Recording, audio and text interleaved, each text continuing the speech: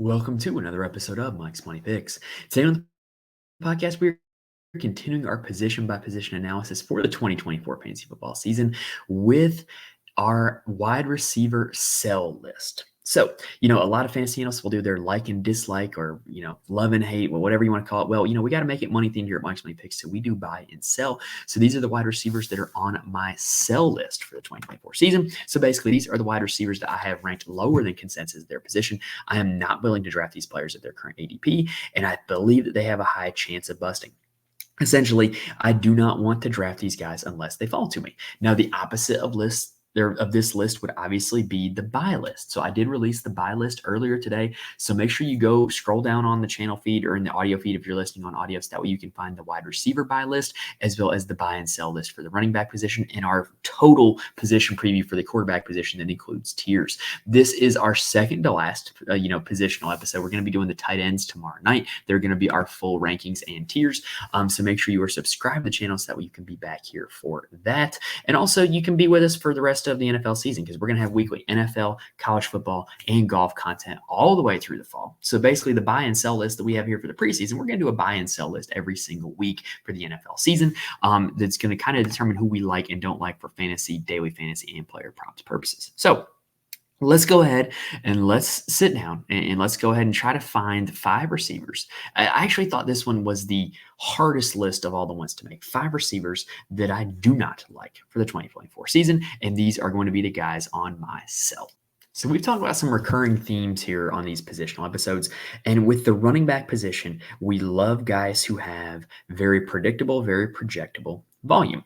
At the wide receiver position, we love guys who have the ability to earn targets because that kind of sets the baseline for where your fantasy points can go. The rest of your fantasy output is determined by a whole bunch of contributing factors like the quarterback's accuracy, the style of play of the offense, the style of play of the player, whether or not the offense is good, whether or not the games are high scoring. There's just a whole lot of mitigating factors. But at the bottom line, the wide receiver has to be able to earn targets. So it's very strange that with that being the recurring theme of our wide receiver talk this offseason, that number 1 on my sell list is Davante Adams of the Las Vegas Raiders. His current ADP is sitting at 18, which ranks as the 10th wide receiver taken off the board. All ADPs in this episode are courtesy of Sleeper. I have him way back at wide receiver 18 at 28 overall. So this is a direct contrast to what I've been saying all offseason, that we like guys who earn targets, right? Davante Adams is an elite target earner. Last season, Davante Adams finished as wide receiver 15, right? Last season, he had 175 targets. He had a 33% target share. So here's the bottom line. With Davante Adams, he had those targets, 175, which ranked second in the league, and that target share, 33%, which ranked second in the league. And it still only amounted to wide receiver 15. That's the problem, is he had an insane amount of volume, and it did not allow him to finish in the top 10 receivers. So the question becomes this year, can he get more volume? Well, probably not, considering he was second in the league in both those metrics. Can he get better volume? Is the targets, are there going to be, more value given to those targets? Is the quarterback play going to improve? Is the offense going to improve? Is the game script going to improve? And I think you can make an argument that with Gardner Minshew under center as opposed to Aiden O'Connell, that it's a slight improvement, but not enough of an improvement that makes me think that Davante Adams is going to be able to reverse the trend on last season and go back to being a top 10 wide receiver. I just don't see how he can get more volume than he had last year, and to only finish as wide receiver 15 is a colossal disappointment with the amount of volume that he had. Now, last season also, if you draft a guy like Davante Adams, you are going to be starting that guy in your lineup week in and week out. He's coming off the board as the 18th player. So that means you're pretty much taking him with your second round pick, whether it's 10-team league, 12-team league, 14 league, whatever. 18 is your second round pick, right? And so you're not benching him. And the problem with Davante Adams is that he just has duds that can absolutely lose you a week. He had 4 games last season of 7 or less fantasy points. Even with all the volume that he consistently got last year, he still had some games where he was just a flat-out dud.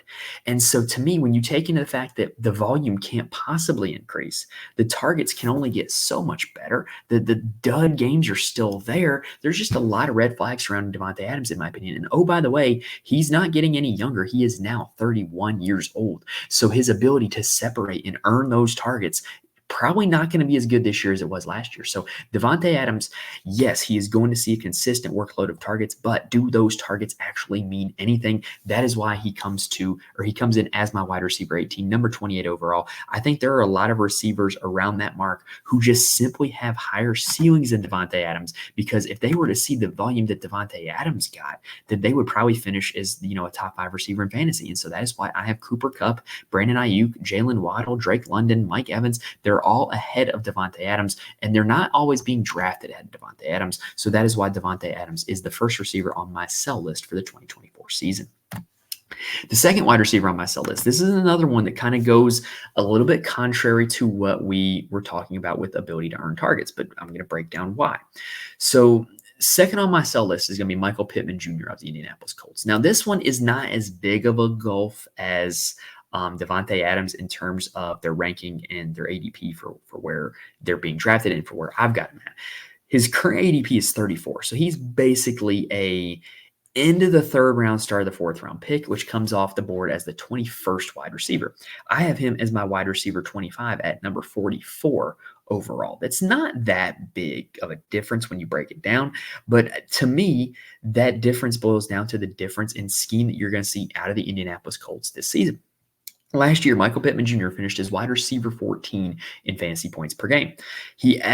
So that's pretty good, right? I really went back on my point there. Sorry for kind of starting a sentence and then restarting it. That's what happens sometimes when you're doing live recordings. So he finished last year's wide receiver 14. That's pretty good. It is pretty solid. And you would hope that, kind of as he continues on in his NFL career, that he's going to be able to improve on that mark, right?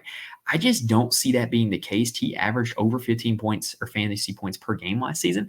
And in games that Anthony Richardson started, he averaged under 15. He averaged 14.5 fantasy points per game. To me, that accounts for the big difference, because last year, you had Gardner Minshew as the starter for the Indianapolis Colts, and now you're going to have Anthony Richardson be the starter for the Indianapolis Colts, right? And so I really think that just the overall passing volume of this Colts offense is going to go down, because Anthony Richardson is a running quarterback. You tend to see offensive running quarterbacks run the ball more to start with, but also some of their dropbacks are going to turn into sacks and scrambles because they're not going to get rid of the football. They're going to try to run. So if the passing volume goes down, where does that leave Michael Pittman Jr.? Well, here's the problem with Michael Pittman Jr. in this regard. Michael Pittman Jr. is a possession receiver who is dependent on a high amount of targets in order to score a lot of fantasy points. He racked up a lot of his points because of his receptions number last season, not the yardage, not the touchdowns, because he just had a steady stream of footballs coming his way from Gardner Minshew. Last year, Michael Pittman Jr. had 109 receptions, which ranked 4th in the league. He only scored 4 touchdowns, which was pretty low, if I must say so, for a guy who is pretty substantial height. And he had an average depth of target under 8 yards. That means he is not getting targeted deep down the field. He is getting targeted with these short and intermediate routes, which are going to rack up a ton of receptions. But the problem is, if they're now running this offense with a mobile quarterback like Anthony Richardson, are those same type of targets going to be there? I just don't see any way which he returns the same value that he had last season. So Michael Pittman Jr. comes in as my wide receiver 25. That's not saying that I wouldn't draft Michael Pittman Jr. I think that if you're sitting there at the end of the 4th round in your league, I think that he's a pretty solid pick. There's kind of a wide receiver dead zone, in my opinion, after Michael Pittman Jr. So I would kind of not mind getting him at wide receiver 25. I think that that's not a bad spot to have him at. I just have him ranked behind some other guys that really puts him on this list. I have him ranked behind Amari Cooper, Devontae Smith, Malik Neighbors. Those guys are typically guys that he gets drafted ahead of or around. So that's why he ends up here on the sell list for 2024. All right, those are the first 2 guys. So let's go ahead and take a quick breather, and then we're going to do the last 3. So number 3 on my sell list for the 2024 season, this is a guy who to me just has red flags all over him. Stefon Diggs of the Houston Texans now moved over in the offseason in a trade from the Bills to the Texans, and I don't think that that's going to be good for his fantasy prospects.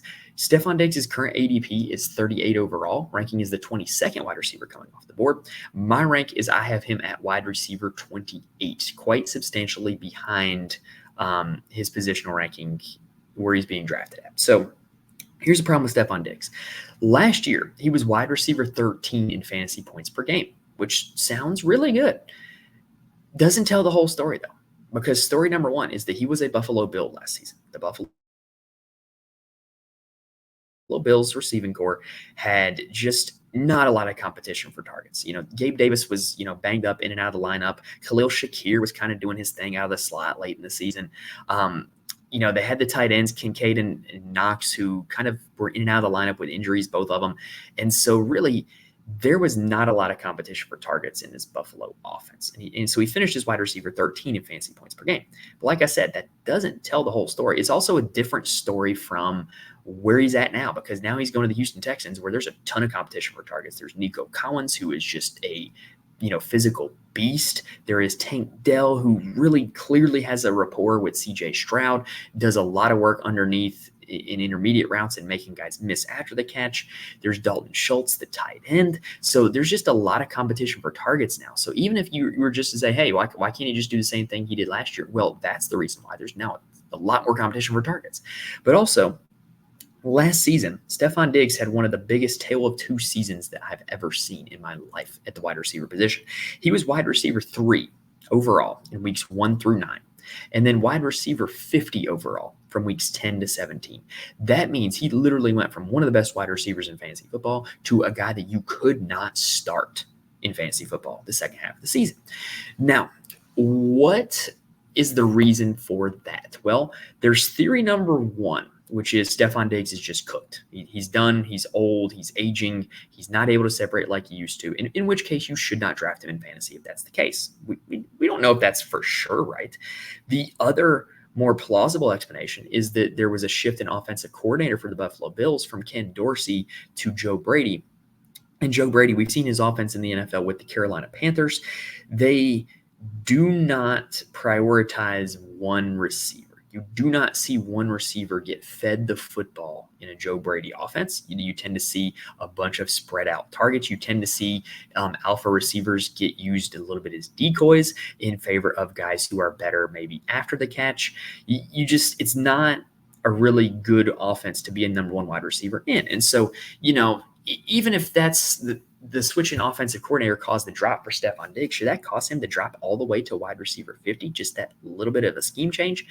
I don't think so. To me, that drop is absolutely concerning, because here's the real problem is that he was still getting pretty consistent volume. When the season was done, he ranked 6th in the league in targets and 9th in the league in target share. So if you're ranking in the top 10 in both targets and target share, but you're not able to return value as a top 10 wide receiver, that's not good. That means you were not making the most out of your targets. So I think that this is just a pretty red flag resume for Stephon Diggs, with the precipitous drop in the second half of last season, with now moving teams to Houston, where he's going to face a lot more competition for targets. I just don't see any way in which he returns the same amount of volume this year that he had last year. And really last year, with all that volume, he still didn't finish all that great, ending up as wide receiver 13 when his volume was very, very good. So I just don't like this profile for Stephon Diggs at all. He's probably a guy that I'm not going to end up drafting on any of my teams in redraft. I have a little bit of him in best ball, just because in best ball, that's kind of what you do, is you draft a little bit of everybody, especially when you're making stacks. And so I do have a few Stephon Diggs teams with CJ Stroud, but it's not something that I feel good about. And it's not a guy that I'm definitely happy about drafting at his ADP right now. Now, fourth up on the sell list, there's kind of a nice little natural segue into this one. It's going to be Keon Coleman of the Buffalo Bills, rookie Keon Coleman. So Keon Coleman's current ADP is 105, which ranks as the 44th wide receiver taken off the board. I have him as my 50th wide receiver taken off the board. So here's the problem with Keon Coleman. Now, we just mentioned how Joe Brady's offense doesn't really feature one wide receiver. It features kind of more guys who are better after the catch, spreads the ball around a ton. And people are just drafting Keon Coleman with this expectation that he's just going to come in and be like the guy in this Buffalo passing offense. And nothing about what he's done in college, nothing about what Joe Brady's offense has been in the pro suggests that that's going to be the case. So when Keon Coleman was at Michigan State, watching him play, he was really just a big body and didn't really know how to use it. He was like a physical catch guy, like a contested catch guy. He was a jump ball guy. He was not really separating in terms of his routes. He was not a good route runner. And then last year at Florida State, he was a really good physical wide receiver, really good jump ball guy, really good contested catch guy. but it was still just kind of like, hey, throw it up to Keon, let him go get it. It's not like he was getting open, getting a lot of separation. And so he has one of the biggest red flag stats that there is for wide receiver. So there's a stat that is used called yards per route run. Generally speaking, 2 is like the threshold for a good wide receiver in college football, right? If you're drafting a guy in the first 2-3 rounds of the NFL draft, you really want him to be over that mark, 2 yards per route run. In the NFL, if they're able to get to that mark, it's actually more of a sign of like a really good wide receiver that they can get to that. In college, Keon Coleman averaged less than 2 yards per route run pretty much in his entire college career at Michigan State and then at Florida State. That's not good. This is a guy who cannot really separate from coverage. And if we know he's not going to command a lot of volume anyway because the Joe Brady scheme, and we also know that he's not going to separate a lot from man coverage, get open in zone coverage, then what's his role? Like, is he just going to be a red zone wide receiver? I think that might be the case. There's 2 Buffalo Bills wide receivers who left this offseason, Gabe Davis and Stephon Diggs. And I think that Keon Coleman certainly profiles more like Gabe Davis in terms of a big body physical wide receiver than Stephon Diggs. But here's the thing, Gabe Davis, he's always been a guy that is like, randomly he's going to get you 30 fantasy points, but then he's going to give you like 5 weeks of 0 fantasy points. He's a guy who's much better to draft in best ball when you don't have to worry about whether or not the starter sit him. And so in redraft fantasy leagues, I'm just not here for Keon Coleman. I think he's got a profile that's going to be very inconsistent, very touchdown dependent. And I just don't think that that's going to lead to a whole lot of fantasy success. He is my 50th wide receiver off the board. Now, what's funny is that making this list for this year, I did have one repeat name from my sell list in 2023. And when I started making this one for 2024, I look back in my notes, I look back at the old PowerPoint, and I noticed that this guy was on there. And I was right about it last year. I think I'm going to be right about it this year. The 5th and last player on my sell list for the 2024 season is Jameson Williams of the Detroit Lions. His current ADP is 116, ranks as the 48th wide receiver being taken off the board. I have him as wide receiver 64. That's quite a precipitous drop. I do not have, so let me really rephrase. In best ball drafts, it generally benefits you to get a little bit of exposure to everybody. That way, if one guy breaks the system, then you end up with one of your teams that have that guy on it, right? I don't have any Jameson Williams in best ball on any site, Underdog, DraftKings, Drafters. I've not had any interest in drafting him in best ball. I don't have any interest in drafting him in redraft fantasy. That's why he is my 64th wide receiver off the board. Now, last season, Jameson Williams played in 12 games for the Detroit Lions, averaged 6.7 fantasy points per game. Now, the counter argument to that would be like, well, Mike, he's a deep threat wide receiver, right? Like all he needs is one touchdown to pay it off, and you can have a good fantasy day. Okay, well, he only scored double-digit fantasy points in 3 games last season, and those were the 3 games where he scored touchdowns, and he only scored 1 touchdown. He never had more than 15 fantasy points in a regular season game last year. His best fantasy performance came in the postseason against the 49ers, where he broke a reverse for a touchdown, had another long catch. And so he ended up with 20 fantasy points in that NFC Championship game. And I think that's what everybody's kind of going off of. But look at how he got those 20 fantasy points. He took a reverse to the house. He had another long catch. Those are things that he didn't ever do in the same game last year. So I just don't really have a whole lot of confidence. And to me, his profile is just bad. He doesn't have a high target share. He has an extremely high average depth of target. He's basically a deep ball only guy. And if he connects with it, then that's how you got the 3 double-digit performances last season. But clearly it only happened 3 times last season. And he's in an offense where a lot of the volume is going to go to Amon-Ra St. Brown. It's going to go to Sam Laporta, and it's going to go to the running backs out of the backfield. And so I just don't know how this guy is going to carve out a bigger target share than he had last year, how this guy is going to carve out a bigger role than he had last year, because something else has to give for him to have a bigger role than he had last year. Because it was not a big role. It was not a fantasy successful role. So I just think that it's just red flags all over this profile. He also has the distinction of having only 1 season of over 500 receiving yards since he was in high school. He hasn't done it in the pros. He did not do it his 2 years at Ohio State. He did it his 1 year at Alabama, which, oh, by the way, ended with a torn ACL. So he's still a few years removed from that. So it really begs the question. You look at his entire profile. Is his good season at Alabama the norm, or is that the exception to the rule? I tend to think that it's the exception to the rule. I just don't really see this guy being a consistent, successful, productive NFL wide receiver. Maybe you could make the argument to draft a little bit of him in best ball, because if he does get you that deep touchdown, then that is what you need, and you don't have to make the start sit decision. But in redraft fantasy, I just don't see a scenario where I would ever want to start a guy like this. So Jameson Williams is going to be on the sell list for the 2024 season, as he was for the 2023 season. Now, that does it for the 5 wide receivers that are on the sell list.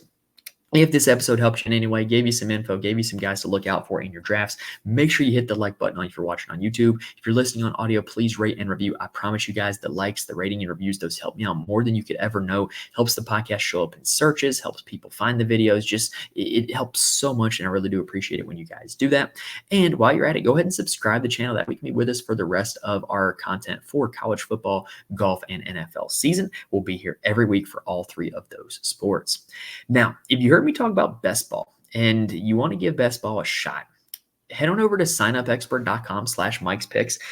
I'm partnered with Sign Up Expert, and what they do is they give you the best promo codes for new users for any kind of DFS player prop sportsbook site. Underdog Fantasy, the king of best ball, in my opinion, is on there.